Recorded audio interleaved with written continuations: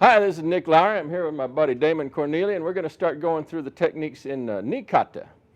The first technique in Ni Kata is Katate Mochi Kata Gatame, which is a fairly unique application in Aikido. It goes to a choking application. And it has several unique and interesting points that we'll cover. Katate Mochi is the name of the attack, as he's coming in with a mirror-sided attack. And as this is happening, as the grip is coming on, we're going to do something a little specialized. We're actually, before we go into the kazushi on the movement, we're going to make a little sakuri action. And the sakuri action we're making is from the shoulder, turning the whole arm, rotating the whole arm, thumb down.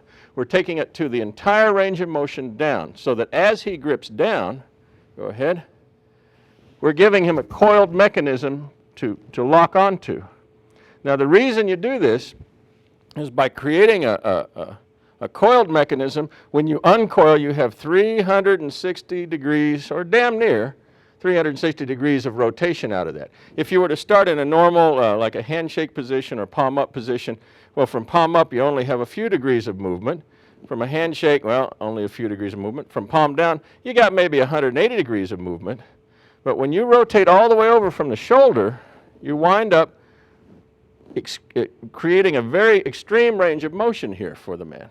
And you're going to exploit that extreme range of motion into the coil. So it's as if, as he grips down, we make a little fitting action, a sakuri, followed by the kazushi, which is the uncoiling action.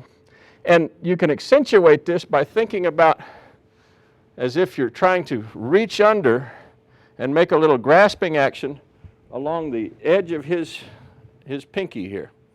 And so as it begins, reaching under, grasping action. This coil takes him straight back into spine lock. As this happens, we're going to reach around his head, right here. Place our hands together as if doing Hadaka Jimmy, and we're doing Kata Gatame. We're doing the locking, choking action from Judo. We're just doing it in a standing form. The hands come together. If we wanted to go ahead and choke, we would be taking our right elbow back towards our ear. Now that creates the choking action, and the man starts patting. As he pats, we go ahead and let him go. So you put all that together, you have a rising coil action with an accentuated curl. You have a little action of gripping to keep a slight maintenance of his hand into control. We have the entry, and you could change this out at this point when you come in nice and tight and have a Kata Gatame controlling the elbow if you like, or more classically, we're making the hands palm to palm, the elbow coming back, and then release for throw. Now that's just one beginning action. You could do it in several ways. There's a technique very similar to this that happens out of San Kata. And if you've studied Koryu Dai San, you know the action that leads to the thread the needle throw. This little curl here that we use to rotate him into, let's see here, into action for the arm coil. It's very, very similar, very similar.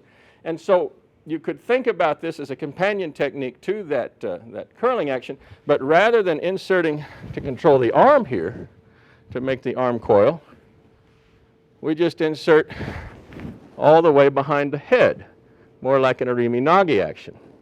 And from here, simple, simple. Good. So now we'll do a couple of angles, maybe this direction.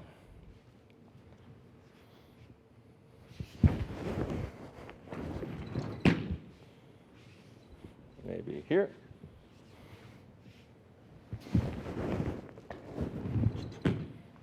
And maybe one over here.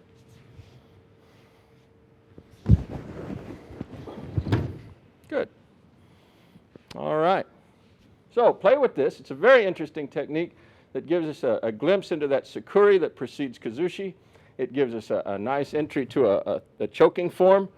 The hands drawing to close the edge of the hand towards the shoulder as you make that choke go.